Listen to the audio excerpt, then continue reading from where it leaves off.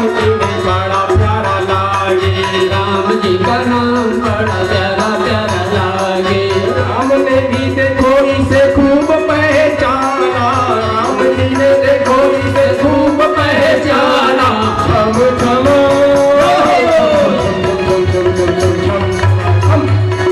चम चम नाचे देखो वीर हनुमाना। राम राम राम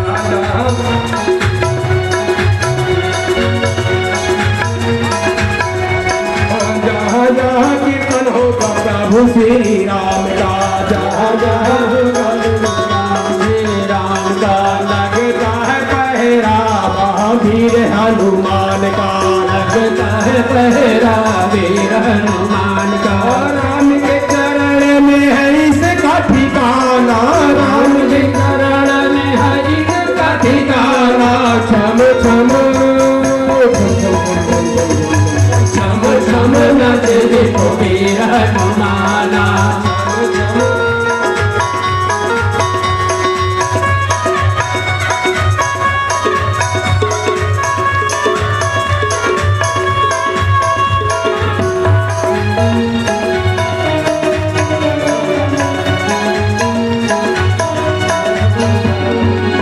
नाच नाच प्रभु श्री राम को रिझावे, नाच नाच प्रभु श्री राम को रिझावे। नाच नाच प्रभु श्री राम को रिझावे। नाच नाच प्रभु श्री राम को रिझावे। राम के चरण में है इनका ठिकाना, राम के चरण में है इनका ठिकाना। छम छम छम नाच देखो वीर हनुमाना। छम छम नाच देखो वीर हनुमाना।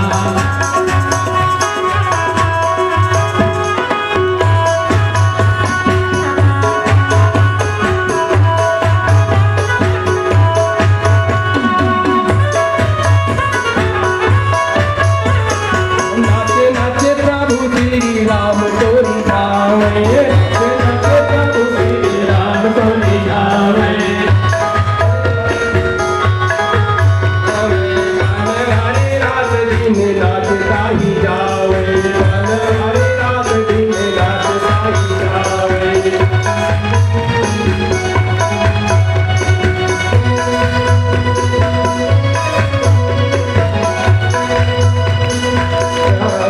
भक्तों में भक्त बड़ा दुनिया में माना, भक्तों में भक्त बड़ा दुनिया में माना। छम छम छम नाच देखो वीर हनुमाना। छम नाच देखो वीर हनुमाना।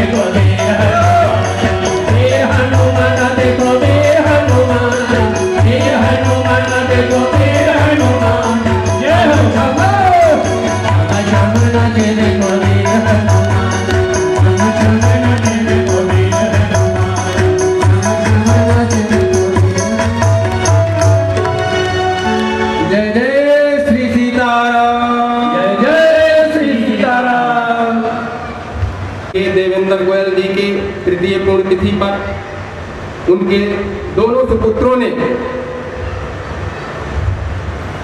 इस श्री हनुमान चालीसा कथा का आयोजन किया और उनके माध्यम से यह कथा आप लोगों के सामने हम कह रहे हैं, ये मेरा सौभाग्य है। और इसी को कहते हैं धर्म अर्थ। अगर अर्थ है और उस अर्थ को धर्म में लगाया जाए, ये धर्म है। कराने वाले से सुनने वाले को ज्यादा लाभ होता है कथा का। और उसके बाद कितने लोगों को रोजी रोटी भी जुड़ जाती है, कार्य भी मिलता है कथा से। वो भी कथा का एक पुण्य है, वो भी कथा का पुण्य है। तो अगली चौपाई है, लाए सजीवन लखन जियाए, लाए सजीवन लखन जियाए, श्री रघुवीर हरि सकुर लाए, श्री रघुवीर हरि सिर लाए, श्री रघुवीर हरि सिर लाए, श्री रघुवीर हरि सिर लाए।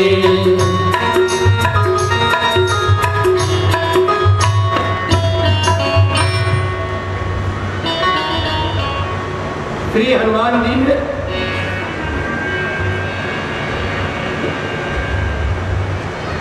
हनुमान जी ने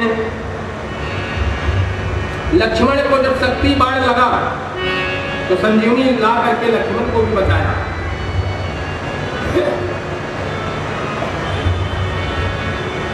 आयदादि का पिसार कहते हैं, तुलसीदास जी ने लिखा कि आयुष मांग राम पहि अंगदादि का पिसार, और लक्ष्मण चले क्रुद्ध होई, लक्ष्मण चले क्रुद्ध होई, बाण सरासन हाथ।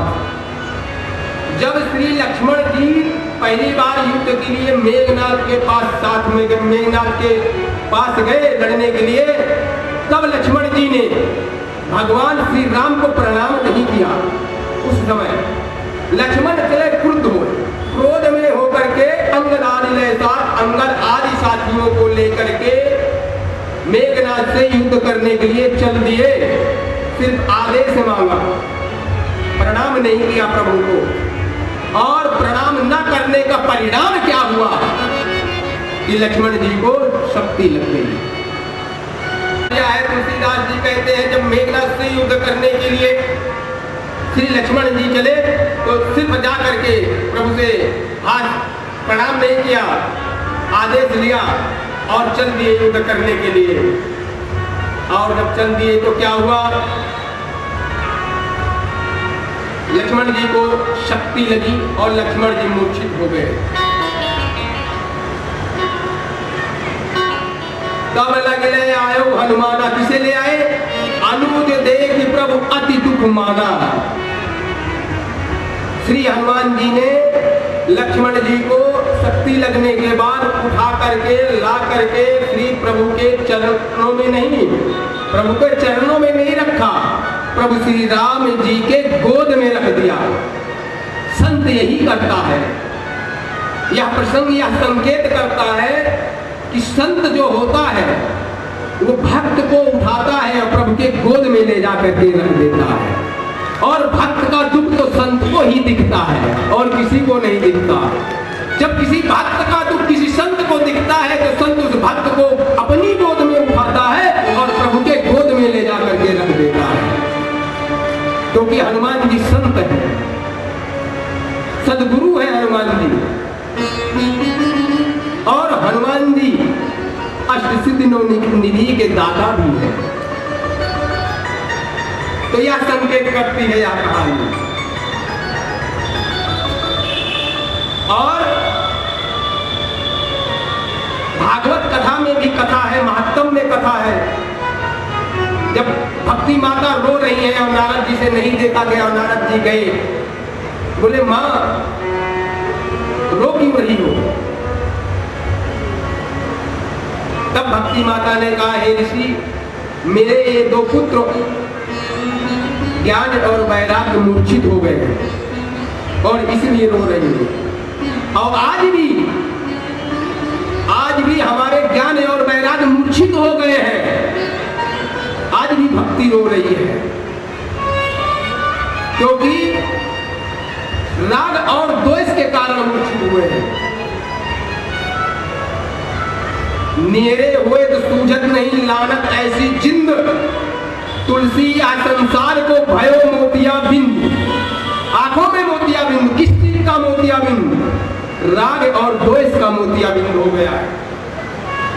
और जिस दिन यहाँ राग और द्वेष का मोतिया बिंद चला जाएगा तो उस दिन सुख ही सुख है।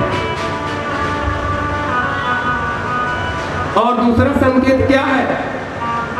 दूसरा संकेत यह है कि जब लक्ष्मण मूर्छित हुए, श्री हनुमान जी ने उन्हें उठाया तो दूसरा ला करके प्रभु के चरणों में छोड़ दिया। तो दूसरा संकेत यह है कि कोई भी व्यक्ति कितना बड़ा क्यों न हो, अपने आचरण के बल पर कोई कार्य नहीं कर सकता है जब तक प्रभु के चरण का आशीर्वाद न हो। दूसरा संकेत यह है, कोई भी व्यक्ति अपने आचरण के बल पर कोई भी कार्य नहीं कर सकता है जब तक श्री प्रभु श्री राम के चरण का आशीर्वाद न हो। गुरुदेव भगवान कहते हैं कि अगर प्रभु के चरण का आशीर्वाद है तो आपका आचरण भी काम आ जाएगा, नहीं तो यह आचरण किसी काम नहीं आता है। लेकिन आचरण को बनाए रखना जरूरी है। आगे हनुमान जी ने ला करके मूर्छित लक्ष्मण को रख दिया और प्रभु रोने लगे। प्रभु श्री राम की आंखों से जलधार बहने लगी। हनुमान जी कहने लगे, हे प्रभु, मैं आपको रोते हुए नहीं देख सकता हूं, आप आदेश दीजिए मुझे क्या करना है। प्रभु हनुमान जी क्रोधित नहीं बोले और बहुत क्रोधित थे। क्रोधित इसलिए थे कि उनके स्वामी प्रभु श्री राम की आंखों में आंसू आ रहे।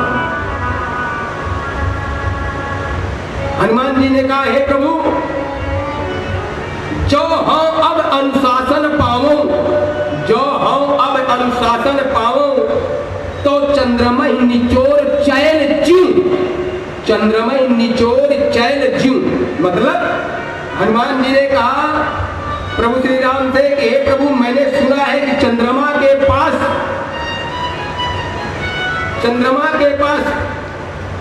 अमृत है, और यदि आप कहें तो चंद्रमा को ला करके कपड़े के जैसे निचोड़ करके उस अमृत को श्री लखन लाल के मुख में डाल दो, अगर आपका आदेश हो। दूसरा कहा उन्होंने, कै पाताल दलो ब्याल बलि,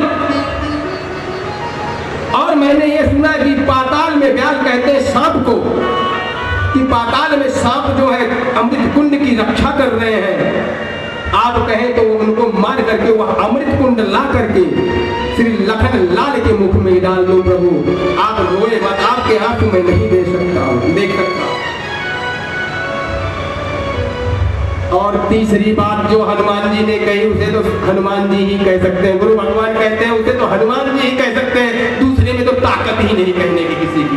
वह बजरंगबली क्या कहना। तीसरा उन्होंने कहा, हे प्रभु, आप चुप हो जाइए, आपके आंसू अगर गिरे तो मैं क्या करूंगा। बोले क्या?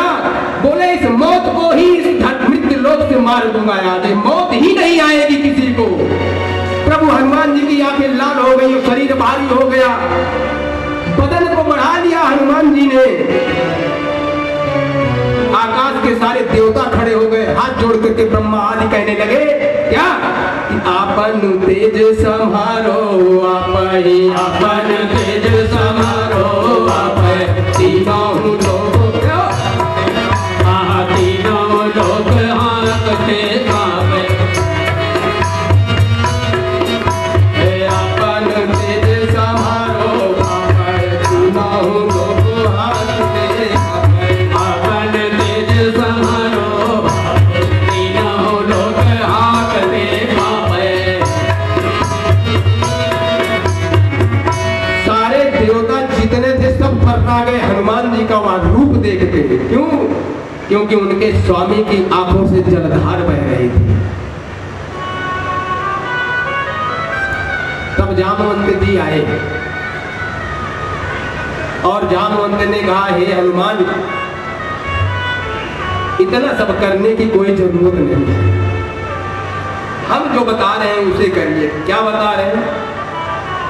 जामवंत का है सुसेना, जामवंत का है सुसेना, लंका राही को पढ़ाई लेना, लंका राही को पढ़ाई लेना।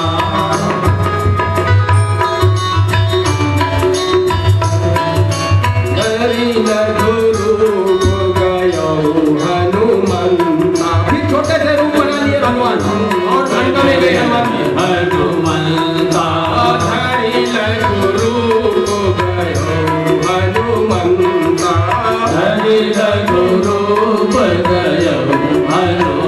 और क्या किया?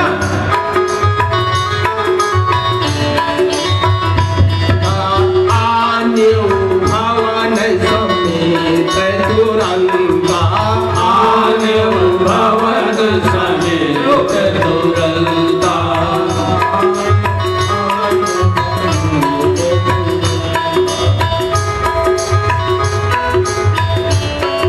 रावण ने बताया, प्रभु लंका में सुसेन वैद है और हे हनुमान जी आप उसी को ले आएंगे।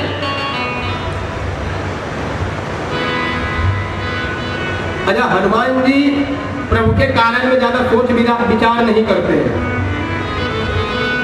वहां गए तो सुसेन वैद को नहीं लाए, पूरा उसका मकान उठा लाए भवन समेत, आने भवन समेत तुरंत, पूरा भवन पूरा मकान उठा करके लेकर के चले आए। गुरुदेव भगवान कहते हैं कि जब ले आए तो लोगों ने पूछा, सुसेन वैद आया? बोले हाँ आए। दरवाजा खोलो, सुसेन वैद निकलेगा। सुसेन वैद को यह भी नहीं पता मैं कहां ले जाया जा रहा हूं। और जब सारे बानर जामवंत जी उसके घर के सामने पहुंचे तो सुसेन वैद को ये लग रहा है कि आज सुबह मेरे दरवाजे पर कोई आया हुआ है। उसको पता ही नहीं मैं कहां लाया गया, उसे लग रहा है मेरे यहाँ कोई आया हुआ है। सुसेन वैद बाहर आए और जब देखे तो सुसेन वैद ने कहा, प्रभु मैं तो लंका का वैद हूं, इलाज गलत भी हो सकता है क्योंकि आप मेरे महाराजा के शत्रु हैं। विभीषण ने उन्हें नीति समझाई कि वैद्य के लिए कोई शत्रु किसी का नहीं होता। वैद्य और डॉक्टर का तो काम है इलाज करना, उसे शत्रुता किस काम की?